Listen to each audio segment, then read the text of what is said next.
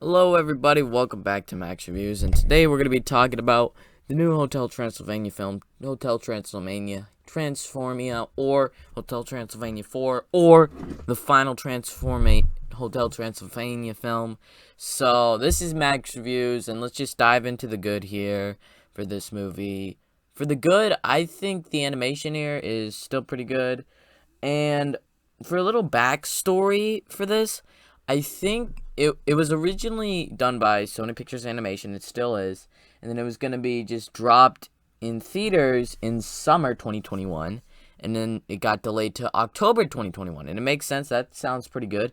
And then it was going to come out December 2021 on Amazon Prime Video, because Amazon Prime Video bought Hotel Transylvania. And it finally came out January 14th, 2022 on Amazon Prime Video. So it had a very troubled production, and originally messing around when it's actually going to come out, sort of like Rumble, another animated film that came out last year.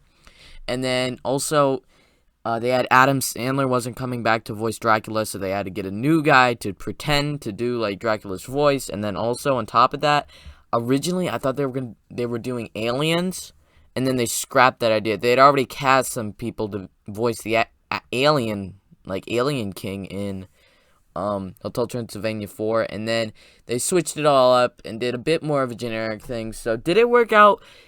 I don't really think so, but for the good, I could still say some of the animation here still looks pretty good, with like Count Dracula going on his fingers across the room, and that could be the animation here. I think is very fun, but I don't feel the same wow, this is actually really fun as in the first three. I could say for the guy that was trying to replace Adam Sandler, for some scenes he absolutely I couldn't really tell that big of a difference. He could slightly, but not a huge amount, so that was okay. And then I think we had some fun with the characters actual during the Transformania thing when we saw them, like the Frankenstein is actually a lot. He's a hot guy, and then the hot glasses guy is actually not. And Blobby turns into actual Jello. So that's what I could say about that. Let's immediately get into the bad here. And for the bad, I just gotta say, first scene, they're sort of repeating what we've been going through the first three films. So it's Dracula, just accepting Johnny and his daughter to be taken over the hotel, and so what they and it starts with him and her just going around the hotel regularly, and so that's sort of, we've been doing this for the past 2/3 movies with the stuff with Johnny and Dracula, and it's sort of wearing thin on this. And immediately in the first scene, that's when you could tell like this is not Adam Sandler. And so the guy voices him, even though he gets some scenes right, it sort of brought me out of it in like the first scene ever. It just, boom, immediately, like, I'm like, let's see. And we spend a bunch of time with Johnny and Dracula, and Johnny's a monster and Dracula's a human. And that could be funny at times, but Johnny in this film I think is used very badly. First film, he's great, he's fun, he's vibrant. Second film, he's sort of covering to Dracula, not as big, but he's becoming the dad. Third film, he's there sort of doing a family vacation and doing his fun stuff, especially in the final battle. And then this one, he's sort of a repeat of him in the first one. And then in the end, this, spoilers a bit for this, he turns into a giant monster.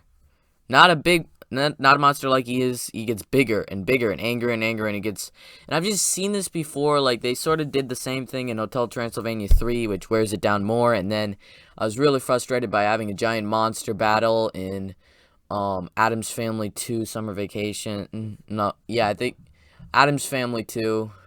So I just I'm wearing thin on big third act. You have a monster show up in animation who actually is one of your friends, but now he's an enemy, sort of thing. I'm over that. That is just so, yeesh, I'm done. And when we do see the characters, but we don't see them enough.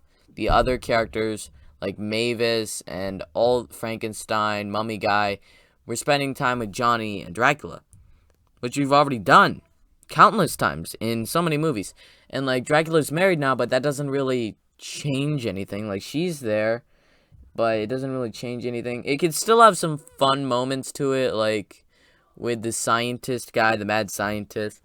And then also Dracula, his animation is still really good. But overall, I did not absolutely enjoy this film, but it is my favorite film of the entire year.